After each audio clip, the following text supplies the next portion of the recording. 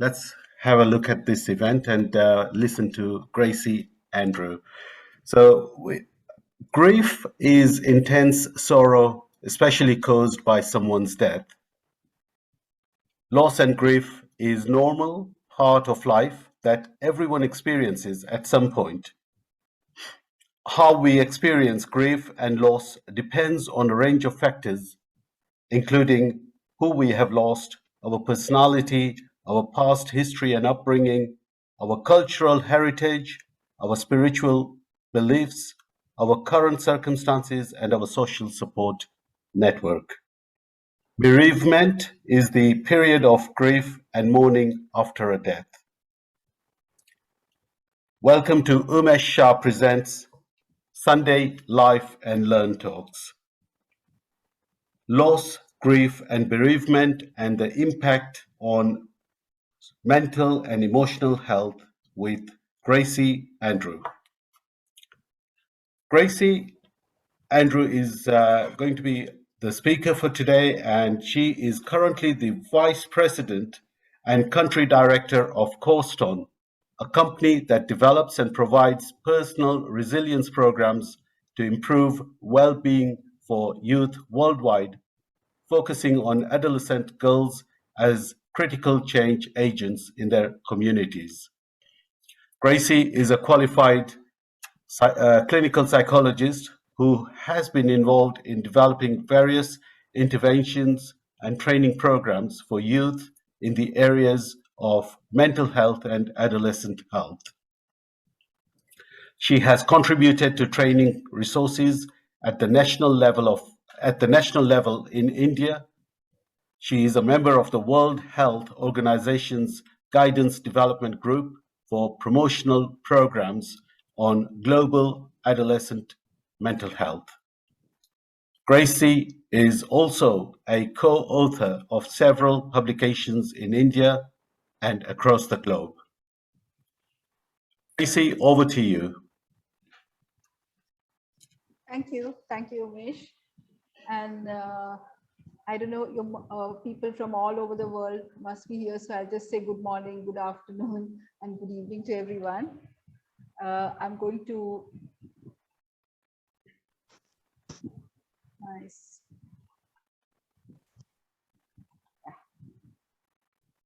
Yeah, as Umesh said, loss, grief, bereavement is something that we all experience. And I like this quote that someone had written: is for those of us who understand, there's no need of any explanation, and for those who do not, there's no description that is possible when you want to talk about loss, grief, and bereavement. So I'm going to take you all through in the beginning about some definitions and theories around it, a little bit about the experience of loss and grief, something around complicated grief. And I really want to touch a little bit about children and grief, because very often people do not really understand how children process grief and bereavement. And I'd like to kind of go through that and a little bit about the tasks of bereavement that one goes through. So what is grief and bereavement? So as you've already heard, grief is the natural response to a loss. It's the psychological, social, somatic reactions to loss.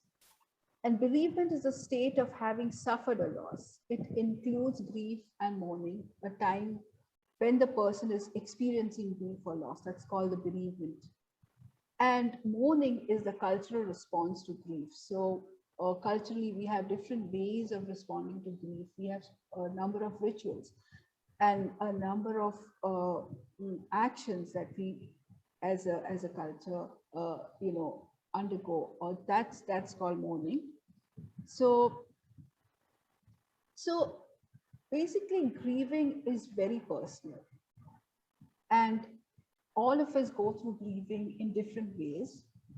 But sometimes what happens is there's a lot of pressure to move on. So people will very often say, oh, it's time for you to move on. It's time for you to do things. So there's a lot of pressure on people for grieving to move on. But grief can, Yeah. Excuse me, sorry to interrupt. Would you be able to put your volume a little bit higher or bring the mic nearer to you? There are a couple of people who have said they cannot hear that well. Okay, just a minute.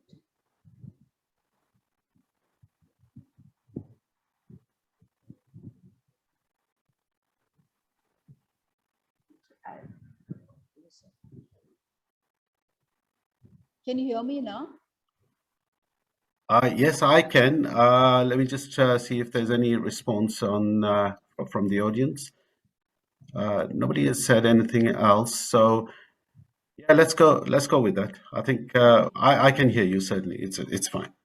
Okay. Thank you. Sorry about that. Yeah, yeah.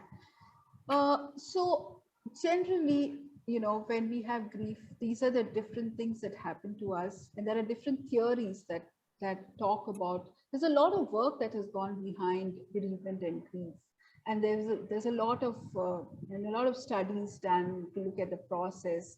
And some of the things that happens to us is shock, anger, denial, a lot of memories, and then moving on to acceptance, letting go, and reframing your life. So that's one of the one of the processes that we talk about. But there are also a number of theories around grief about the stages, and for a number of years, theorists or people who worked in this area talked about stages of grief. So it was very common to talk about the stages of grief. So there was one where they talked about, you feel anger, you bargain, there's depression, and eventually there's acceptance. So first is denial, this disbelief. You don't want to believe that this has happened to you. Then sometimes there can be anger that's expressed towards, say, the doctor that was at the hospital, or there's anger towards God. You say, why did you do this to me? Or there's anger towards relatives, maybe when they did not reach out when you needed them. There could be, so anger towards various people. And then there's bargaining that happens. So you kind of, and this bargaining is very common when it's anticipatory loss. That's you have a person who's very sick and is dying, and they you tend to bargain, saying, God, if you do this, I will, please don't let this person leave or die. I'll do something for you. So there's this kind of thoughts that come to our mind. And very often depression, which results from the loss, and it can be very acute feelings of sadness, hopelessness. So these are the common feelings that the stages of grief that these people, Kabler and Ross, talked about. And these may not be in sequence, but they always talked about some kind of a linear process of feeling different kinds of feelings, and then slowly being able to accept. There was another group that talked about, again, feelings. They call it reeling, feeling, dealing, and healing, where you kind of go through, again, shock, disbelief. Then you feel a lot of guilt. A lot of people feel a lot of guilt. So there's a guilt. I've had cases coming to my clinic who say that, I did not do enough. Is there something that I could have done? Is there something maybe I should have taken them to another doctor, or I should have been there when the person was in the car when he met with an accident, or things like that. So a lot of guilt, profound sadness, sleeplessness, and then begins a stage of dealing with it. So you engage, you start, either going for counseling or getting spiritual guidance, going to a priest, or start reading about grief. So you start dealing with it, and then slowly healing through that process. Now, all these people talked about these kind of stages of grief that you have to go through. And there was a lot of work, it was called grief work. So you had to go through these stages, and there was a lot of focus on not, like, you should not deny, or you should kind of accept that these are the feelings that you feel, and do not kind of deny the loss. So So and going through the stages was what grief work meant in earlier in in the earlier times. But then came in 1995, there was a very interesting work done by Strobe and Schultz, who talked about that grief and loss, the experience of grief and loss, is not in stages like what was said earlier. What they said is that when you have grief, you kind of have two kinds of experiences that you go through. One is they called is loss oriented stressors. So you get involved about the person that you lost. So you keep kind of looking at photos, or you start yearning for that person, or you start remembering things around that person. So there's a lot of loss oriented actions, that thoughts and feelings that happen around the person that you have lost. And then you also get into what they call restoration oriented actions. And when you say restoration oriented actions, you start kind of getting into, what do I do without this person? So for example, getting into, okay, now I have to take care of the finances. Now I have to start managing the cooking, or so a lot of it into restoring your life. So trying to find ways to deal with your life where that person doesn't exist. And interesting thing that they said was that when they culturally looked at the way people grieve around the world, they said that it cannot be in stages. And they said that generally when we're grieving, we oscillate between these two states. So you sometimes feel all the emotions around the loss, and then you get into restoration. And sometimes you even take a break from it, and you kind of move into a state when you're not even thinking about it. And it's all normal, that's part of the process. And you keep oscillating between loss oriented and restoration oriented till you kind of reframe your life without that person in your life. So that was a turning point in the way we looked at grief and the way we looked at bereavement, the theories that Strobe brought in. So so going away from theories, I just want to kind of bring in, what happens to us when we feel grief. So when it comes to emotions, these are the different kinds of emotions that we experience. So we cannot process information. There's a lot of sadness, there's a lot of despair, there's a lot of guilt, sometimes bitterness, sometimes a feeling of hopelessness, there's mood swings. So these are the different kinds of emotions that people go through when they lose someone. What happens physically? So physically, oh, sorry.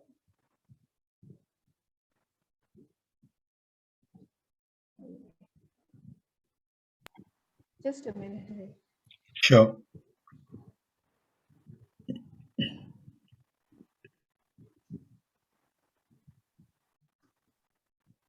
Yeah. So there's a lack of ability to, initiate, yeah, physically, to be able to kind of do any organized activity. Sometimes you're not able to initiate any activity. There's difficulty in concentrating. Like if you have to do something, you find it very difficult to concentrate on the task. We also tend to withdraw from people. People may try to reach out and we try to withdraw. We don't want to meet them. And there's a lot of somatic manifestations like loss of strength, headaches, aches and pains, restlessness. In fact, I want to kind of connect this to a case that I had, a 55-year-old woman who came to me, and she was brought into the health center with all these complaints. She was not able to get up in the morning. She was always very tired, lots of aches and pains. She would not want to meet anyone. And this woman had actually lost her husband in an accident. And this was a very sudden accident. So she was completely devastated. But it was 3 or 4 months, and she was still going through these kind of experience of all the time, just being by herself, neglecting her kids. So she had two, a son and a daughter. The daughter was in school. The son was just completing high school. She would not be able to even, cook for them or do anything for them. And she was all the time very tired with lots of aches and pains. And her brother was very, very worried. So brother had taken her to his house, taken her and her children to his house, and she was living with her brother and the family. And the doctor, found that she needed some kind of psychological treatment. So she was sent to me. And this is when she came in, these were the kind of signs that she talked that was brought to me. So the so the being yeah. So then the other thing that happens is your social relationships. So you're not able to kind of isolate yourself. That's what the lady was doing. She wouldn't go to the school for a parent teacher meeting. She would not visit any of the relatives. If the brother invites her, she would not want to go. And there's this complete lack of energy in any kind of activity that happens socially. So this very often happens to people when they're experiencing grief. uh, you tend to reach out eventually, but it takes a lot of time. And with this woman, actually, it took her at least 4 months of therapy before she could actually start even going to the school and meeting her children's teachers. So it takes some time. So there's a lot of impact on your social life. There's also an impact of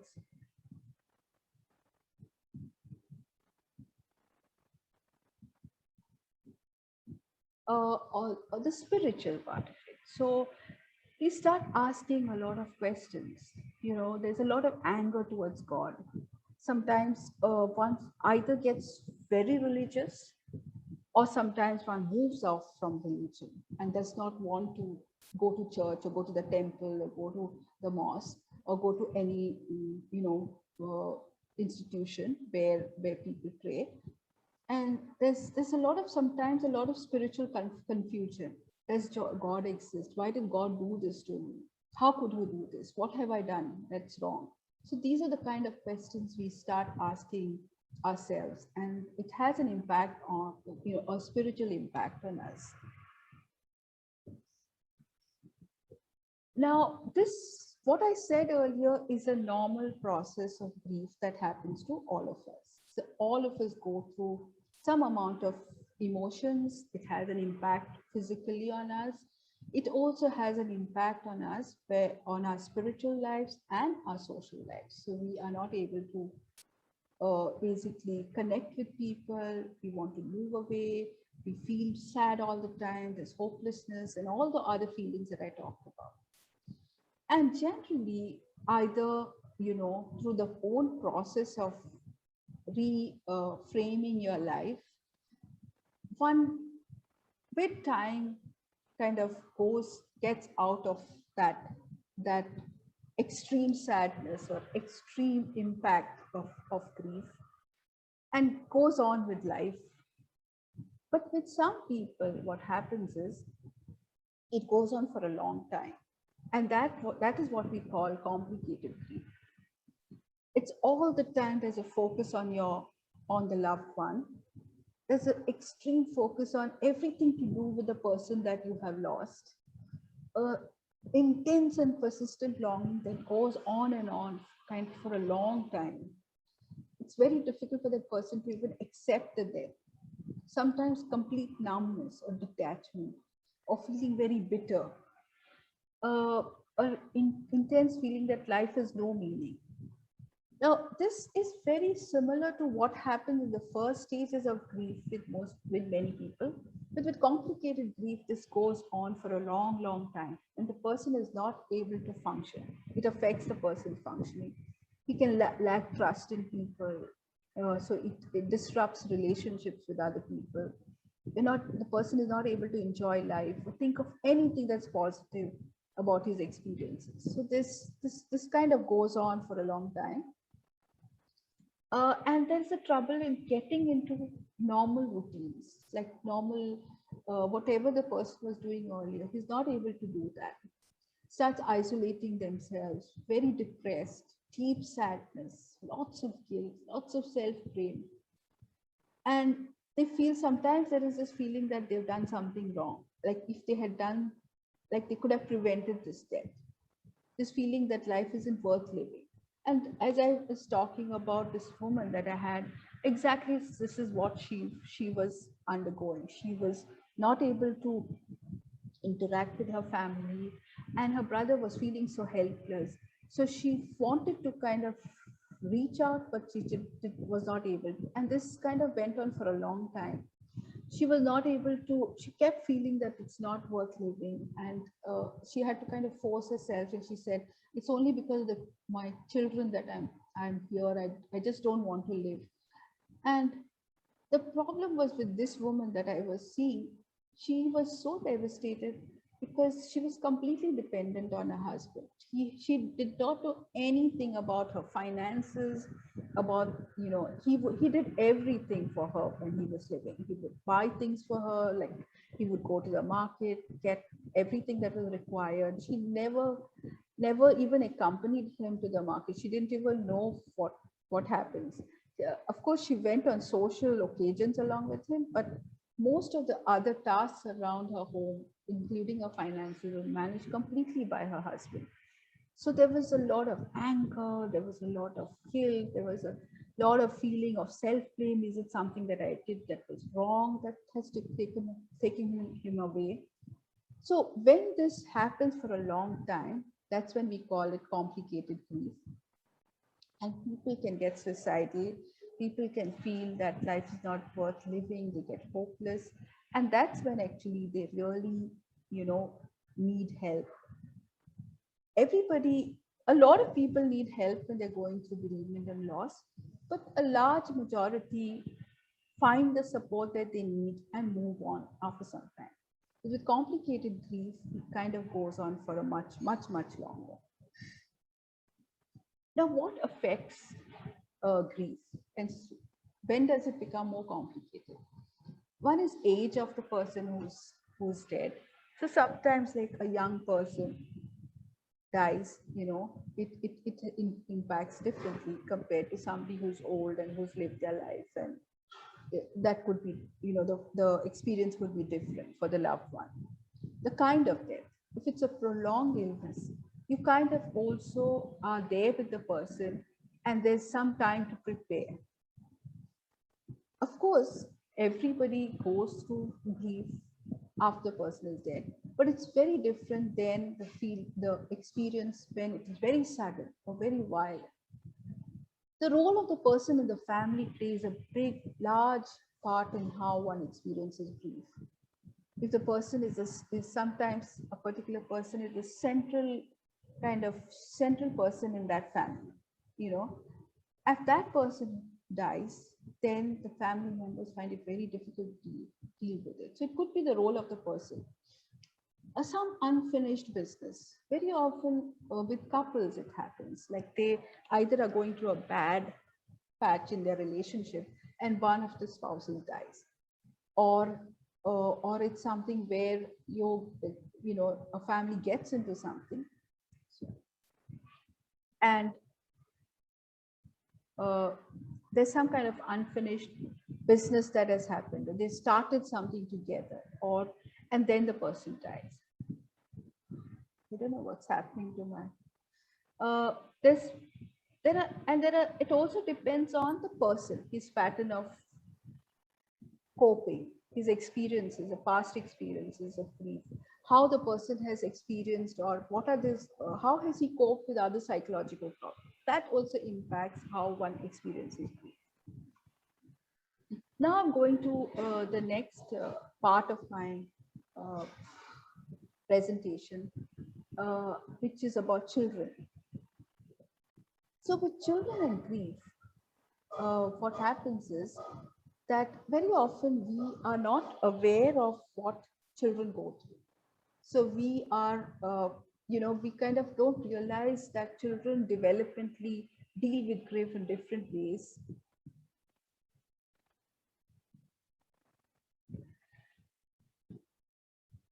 So, for example, when the child is 2 and younger, they sense that something is happening, something is different.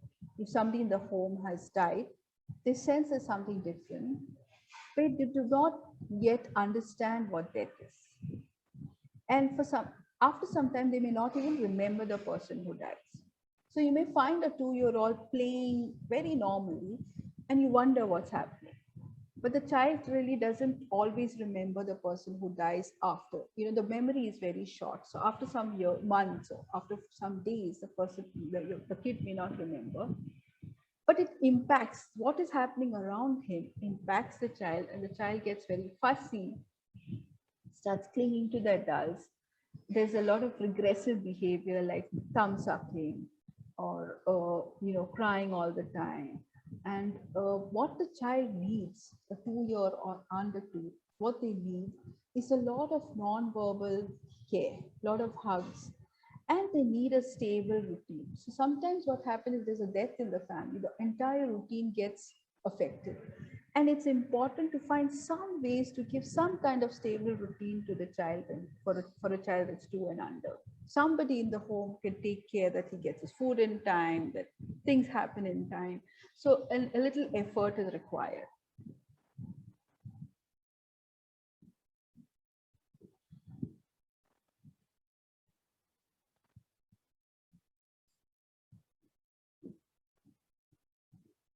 Just a minute.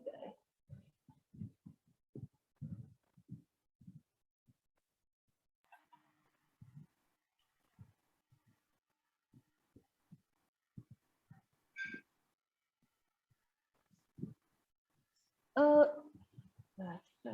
yeah, a slightly older children.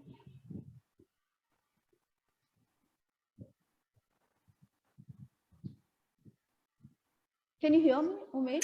Yes, I can hear you. Do with you being a bit louder, if you are able to. Uh, but I can hear you. My mic, my speakers are on full volume at 100%. But Okay. Some people cannot. some people are saying that it's a little bit faint. But Yeah. what I've done is I've turned my volume to 100%. Okay. Okay. So because even my volume is high, so I don't know what's happening. Uh, so for 2 to 5, when the child is 2 to 5 years, the level of understanding is slightly different. So they see death as temporary. They think that the person may return. So they don't fear. So there's no fear of death, but there's a lot of fear of separation. So that anxiety about being separated from that person. But the thing is that between 2 and 5, children cannot comprehend the concept of afterlife. So very often we tell them, oh, suppose a grandmother is dead. You say your grandmother's gone to heaven and her soul is gone to heaven. So they do not really understand these concepts. Though we try to explain to them, it's very difficult for them to comprehend these concepts of life and soul. There is a lot of feeling of sadness, but again, you will see sometimes it will be very normal playing behavior, and parents misunderstand. Parents think that, oh, the child is not reacting to the death. But for the child, it's like they just kind of move from sadness to normal behavior. And they're trying to comprehend what's happening. What is it that's different in their life? But they really cannot understand death. After some time, they may not remember the person who died after some time, but the behaviors that you see are regression. There's a lot of fear of separation, so they will be sometimes clinging to the person who's there. Children have nightmares. Sometimes children get aggressive, and parents misunderstand. Again, when they get aggressive, they start picking up fights, and parents start punishing them for that. But that's the way children manifest their sadness. When children are unsure, they're confused, they're sad, they're missing they don't know there's something wrong. That person is not there in my life. There is, it kind of manifests in aggression, fighting, screaming, or shouting. And it's important for parents to understand this. So the needs, what does one need to do when a child is between 2 and 5, and when there is a death in the family? It's very important to be honest with the child. Like you don't have to say, oh, your mother will come back. Sometimes we try to say, or we tell them something, or she's gone far away. So we have to be very honest. We have to give them a stable daily routine, some kind of a structure in their life, something that it's there's a lot of chaos that's happening. There's a lot of confusion in their mind. So in order to help them, it's important to give them some kind of a structure and reassurance that I'm there for you, or whoever the adult is, that we are there here. We can talk to you and to be heard. It's important for children are not sometimes able to process and tell you what they're feeling, but just to be able to give them a chance to draw or to color or to talk about it, tell them stories around you can bring in stories around that. And for children, you can always, they do understand that. It's not that they don't. Sometimes you see that on TV, or we see when our pet dies. So they do understand. We have to try to talk to them about it and give them a chance to express their fears, or what's happening inside. I'll give you an example. Is when my father passed away, and my this was many years back, and my daughter was just 4 or 5 years old. I was so involved in my own grief that we went through all the rituals, the funeral, and everything. And I did not realize, though I'm a mental health professional, I never realized that my daughter was having her own fears till I saw a drawing of hers on a piece of paper where she was actually drawing me, in a position like in a dead. So I realized that there was so much of fear in her, seeing her grandfather's dead. There was this fear of losing me, her mother. And I only when I saw that drawing, I realized what my daughter was going through. So we have to be aware that children also have this fear when they see death. There is this fear of separation of their own parent, or fear of separation of their own siblings. And it's important to give them a chance to express these fears.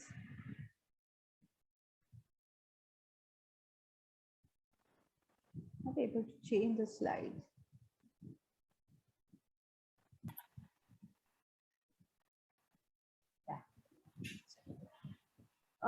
So when the child is older, between 6 and 9 years, the understanding about death and grief changes. They begin to understand by then that there's something permanent about that, that the person is not coming back. And that's when there's a lot of fear about death and people dying. They start feeling guilty. So a lot of children between 6 and 9, they start feeling guilty. They may think that because I was naughty, my father passed away, or if I had studied well, my mother would still be here, or my grandmother would still be here. So there's a lot of guilt, and they start blaming themselves. Sometimes they see this as a punishment, that God has punished me because I was bad. And sometimes there's a lot of magical thinking, you know, like, am I the cause of that? What did I do? So a lot of these thoughts affect them. And this manifests through behaviors like a lot of aggression. There's a lot of possessiveness about the remaining parent or the adults around them. A lot of somatic complaints, like children get stomachache or headaches. They don't want to go to school. They start avoiding school. So I had a lot of cases of young children who actually refuse to go to school. There's a lot of exaggerated fear. So all the time they're scared that something might go wrong. And there are ways. So what happens with these children is that it's very important as adults for us to give them a chance to express their feelings and validate these feelings. So if they're feeling scared, or they're feeling angry, or they're feeling guilty, to validate that it's normal to feel that this happens to a lot to children when you lose someone, that you may be feeling like this. So to validate their feelings, give them ways to express, and reassure them that they are not to blame. It's very important to be heard and listened, to be heard, to listen to them, to give them a chance to talk. So this is, as adults, we very often forget to do that. We often get involved in our own journey of grief that we kind of don't get. We think, oh, children, they'll get over it, or we kind of forget that they also need to be heard and need to be listened. When they're older, between 10 and 12, that's when their understanding of grief, death, changes, they mature, and there is a more realistic view that death is permanent. And they'll ask you a lot of specific questions about death. Sometimes they want to know details. What happened? How did the accident happen? Where was the car? And sometimes adults feel a little uneasy. Why does he want to know all these details? But the way a 10 to 12-year-old processes in his mind. He may also have a lot of practical questions, like who will take care of me? What will change now that this person is not in my life? Sometimes strongly identifies with that, oh, I am like my father, or I'll be like my mother, I'll do this like her. So there's a lot of identification with the person who they have lost. Behavior wise, they're upset with the disruptions, they blame others for the loss that they're experiencing. There's a lot of denial and guilt. So a lot of the feelings that older people go through, they also go through a lot of anxiety. There's a lot of guilt, and again, this very often it impacts in their school performance. So often parents will bring a child to a counselor or in a clinic, saying the child is not performing well or is withdrawn, not realizing that the impact could have been like, it could be like a grandparent has passed away, and the parents don't realize that is having an impact on the child. What they see is the child is not performing well, or is not concentrating, or is in his own world. So this is what you see as behavior, but very often it is the fears that the child is going through, and especially the processing that's happening in their mind. What happens next? So they have to, again, outlets to express their feelings, validate their feelings, support that they need. Children need a lot of support when they lose someone. And the older kids, like when they're 13 to 18-year-old, that's when they recognize that death is permanent, and they start worrying about that. So there's a lot of worry about their own death. They start getting kind of anxious that, they're sitting in a car, they'll be anxious, will something happen to me, or will something happen to my family? And sometimes they don't want to even think or talk about death. Like they will avoid, a lot of young people avoid talking about it. They try to hide their feeling. They try to seem like they're very brave. And in their mind, there's a lot of questions about religion. They'll about gods. There'll be a lot of questions that they start reading up, or they start asking. They may go to a priest and ask a lot of questions. There's also often a lot of anger towards a person who's gone, like how could he do this to me? Or they could be at people like the doctors or other people that were involved. So there could be a lot of anger that the older kids, young people go through. And what you see sometimes is somatic complaints, aggression, anger, possessiveness. Very often young people going through grief and loss get into drugs, alcohol use, getting into risky behavior, delinquent acts. There's a suicidal ideation very often. And what they really need again is a lot of encouragement, a trusted peer or adult whom they can talk to and share their feelings, to some help to be able to manage this emotion that they're going through, emotional support. And if there's this effort of trying to be independent, then encouraging them to do that. Sometimes, very often, after the death of a family member, the young person, like adolescent, may start wanting to be more independent, and there is the adults have to encourage them these efforts that they're showing. So this is to young people between 13 and 18 years. The four tasks of mourning I'd like to just talk about is when we go through mourning, one is to accept the reality of the loss. So the process of grief involves the acceptance of the reality of the loss. That's part of the journey of going through grief and getting out of it is to be able to accept, to be able to experience the pain of grief. So very often the more we deny the pain and try to push it, we really are not able to deal with it. So being able to experience the pain and be aware of the pain of grief. The third task is to adjust to the environment in which the deceased is missing. So basically adjust, accept the fact this person is not in my life, and to be able to move on and reframe the life without that person, and reinvest in relationships, reach out to other people around rather than withdrawing from people. So these are the tasks of mourning that is important for us all to go through. It doesn't have to be in a sequence, but it's important for us to understand that these tasks are something that everybody has to go through to be able to get over, to be able to move on. Now, there are certain myths. For example, very often people will say grief should last about a year. It's very often we kind of say, oh, it's 1 year and she's still not got over it. Now, it's important to understand there is no set timetable for grief. All of us go through it. Someone may take 1 year, someone may take a little more than a year. So it's not that it is like 1 year and you have to get over it. You finish your 1 year anniversary and that's it. Now you have to move on. A lot of people expect that. The other myth is that if a person doesn't cry, it means they're not sorry. Completely wrong. There are different ways of grieving, and some people don't cry.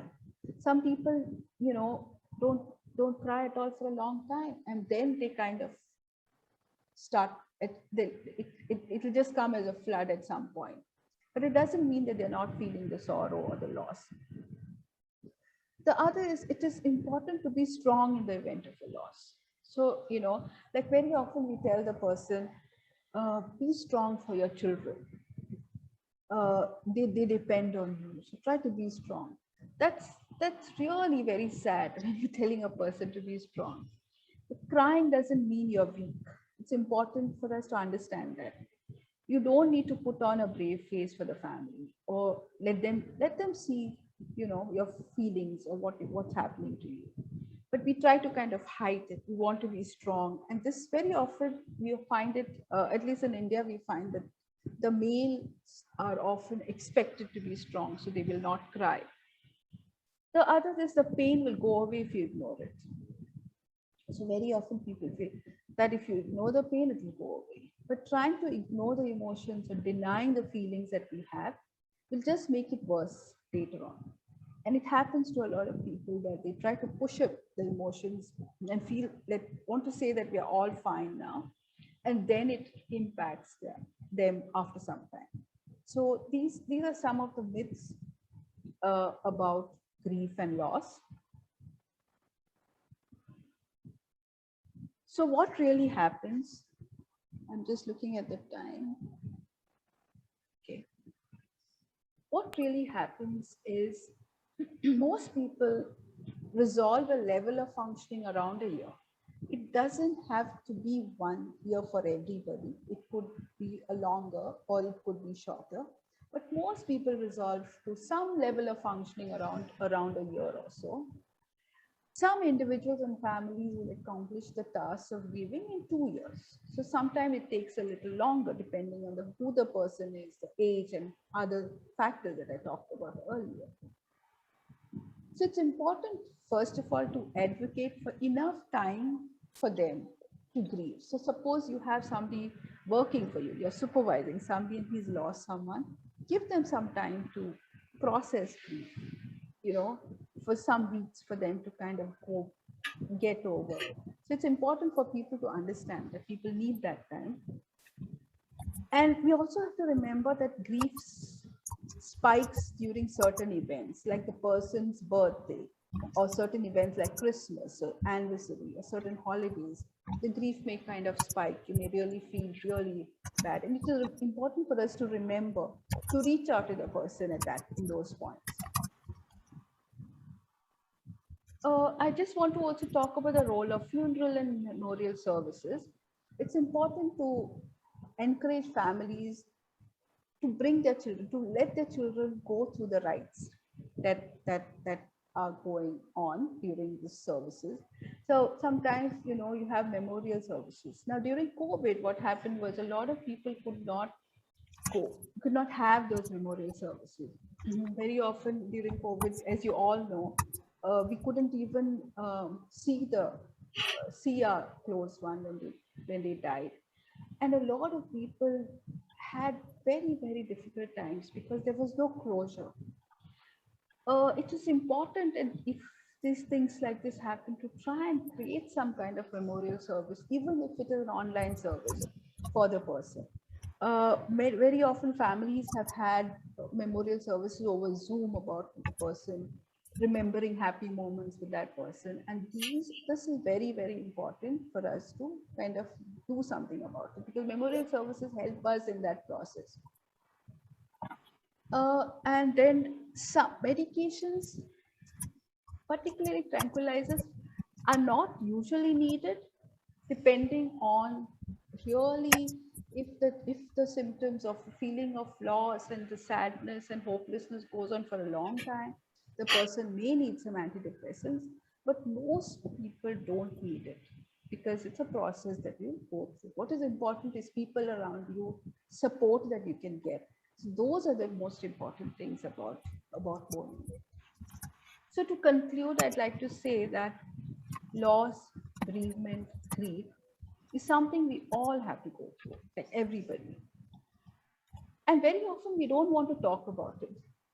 So whenever, like I have said, I'd like to do a talk about grief or bereavement, people are kind of I always find that they're very hesitant about listening about it, because yeah, especially here in India. Uh, but it is important for us to realize it's part of all our lives, and it's good to know what people go through, or what is this experience, and what is normal and what is not. Emotionally, it's not easy, but it is a journey, and everyone has their own individual experience. No two people experience grief in the same way. We know about stages, we know about these kind of, what theorists have said, but yet the experience is always individual. It's different for different people. If one is finding it difficult to cope and it is impacting one's functioning for a very long time, it's very important for us to accept that and seek help. And if you know someone who's grieving, just be there for them. Don't say, don't cry, or you'll feel better with time. These are the things one doesn't say. One just bees with them and lets them grieve and gives them the space to express their emotions. So that's what we can do for some people. So with that, I'll stop here and answer questions if you all have any. And even beyond this talk, if people want to ask me questions, you can always write to me. So I've just put my email ID. Great. Thank you so much, Gracie. Thanks for that wonderful. Yeah, I'll stop sharing my screen, I think. Yeah. Sure. Thank you so much for that wonderful presentation. It's often a subject that is not talked about. People, for whatever reason, don't feel very comfortable talking about grief, bereavement, loss, death. It's I don't know why, but just people find it difficult. And thank you for that presentation. I think hopefully people will be able to talk a bit more. I think what you also mentioned about being strong, there is no such thing. Even men can have to cry when they lose a loved one. They have to cry. It's a release of emotion, and there is no right or wrong in this at all. Fortunately or unfortunately. So I've got a couple of, there are some comments and some questions as well. So the first one, okay, I'm going to read it out. It's from Jatish Bhai, and he says a loss leads to isolation and all sorts of other life difficulties, especially if one has no support. At the time of death, there might be some support, but with time, this might also disappear. Even in the UK, with so much help and signposting available, at the end of the day, life can be changed upside down. And it's so true. It is so true. Thank you for that, Satish Bhai. Um, right, I've got a question over here as well. So we've got a question from someone who was very close to her sister, and she lost her sister about a month ago. The sister was in ICU, and whilst the sister was in ICU, this person was liaising with the doctors and focused so much on just working with the doctors and obviously doing whatever needed to be done. But after the sister passed, um, this person cannot come to terms with the loss, and they were very close. So yeah, any help, any advice that you can give will be really appreciated. And what I have also said to this person is that I'll pass on your number to her so she can talk to you privately. But is there anything that you can mention to her now? Yeah, so it grief and loss, it takes time. So time is the most kind of crucial. It takes some time, and it's good that, first of all, sorry for your loss. And other thing what I like to say is that it's brave of you to kind of talk about it. And that's the first step, to be able to be aware of your feelings, to be able to kind of be aware that yes, I'm finding it difficult to deal with this. And then it takes some time to reconstruct, or to kind of reconstruct your life without that person.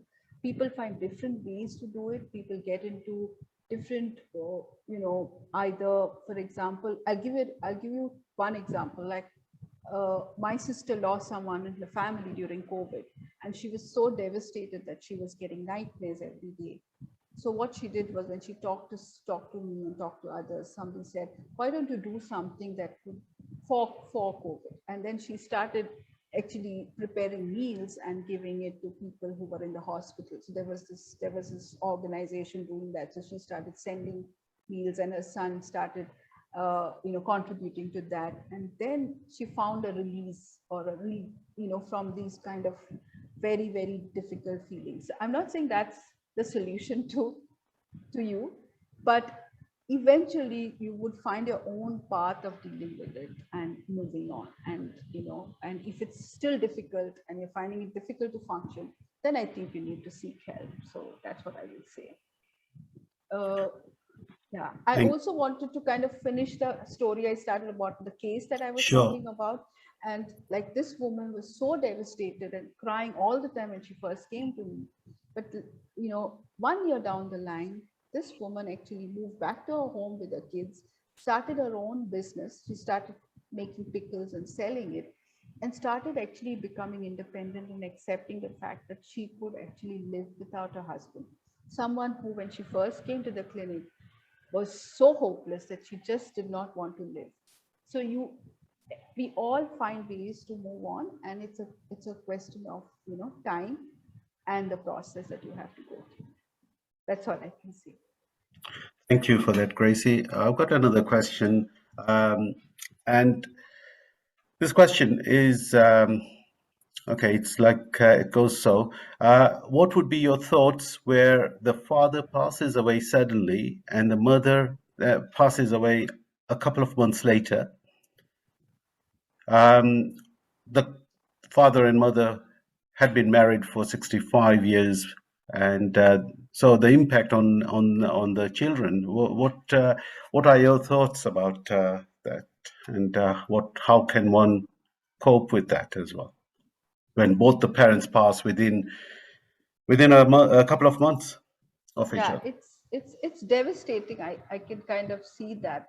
It's horrible, and this is something a lot of people recently have experienced.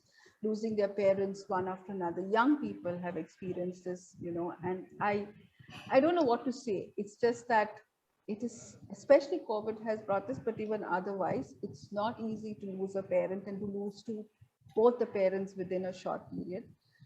But it's again, accepting your grief and trying to kind of think of maybe that they are in a better place, and hoping, and living your life and trying to reframe your life without them. That's how we kind of move on. Thank you, Gracie. So I've got another question. Someone says, a lot of the times when someone passes away, there are lots of people who come and they say, sorry, express the sympathy, and some will say, okay, you have to move on, etc., etc. How does one move on when the person who has gone is so much part of their life? How does that happen? That's the reason I was trying to say that we shouldn't be saying these things. Like, we often tell people to move on. Like, sometimes even a young mother may have lost her, a newborn child, and we will tell her, "Don't worry, you'll have more children. There's time for that." Or we sometimes we say, "Oh, don't worry, things will be better." Or but that is not what one says. And if people say that to you, it makes one angry, but because you cannot move on. But I think culturally, sometimes we are not very sensitive to what people are going through when they're going through grief and loss, and very often we say the wrong things. So I think one should never ever tell people to move on. You have to give people the space and time to move on, to kind of live their life and reframe their life. And but one cannot tell people to move on. Sometimes we say, "Oh, 2 years now and you still haven't got over it. You should try to look for another, you should try to get married again, you should get into relationships." The people kind of start giving you a lot of advice, and that's not the thing to do. Do you think people do that because they don't know what else to say? Yeah, yeah, that's what And happens. probably they don't mean ill, they don't Yeah. mean anything wrong. But I think when they're faced with this situation, faced against someone who has just lost somebody, it's quite difficult to say what you want to say. And so I guess they probably don't mean it, but they say what they feel may help them, but help the other person. But yeah, it certainly doesn't, does it? Yeah, sometimes the rituals that we have, like, in I live in Goa, and you have a ritual that when somebody's dead, and then you kind of stand and outside the cemetery, and then you have everybody coming and kissing you and saying heartfelt sympathy. Sometimes it is kind of annoying when you have this happening just after a death. But some rituals are good, and some rituals are not very helpful, and some things that people say are, but they don't know anything better, or they don't mean, like you said, they don't mean to be uh, unhelpful in what they're saying. They think that that's the best thing to say. But yeah. Yes, yes, indeed. I mean, increasingly, I've found a couple of on last few kind of times when someone's passed, they have not wanted big gatherings soon after death. That there's all this visiting at the person's house, and they don't want any of that because sometimes that can be a hindrance to the healing process as well. Yeah.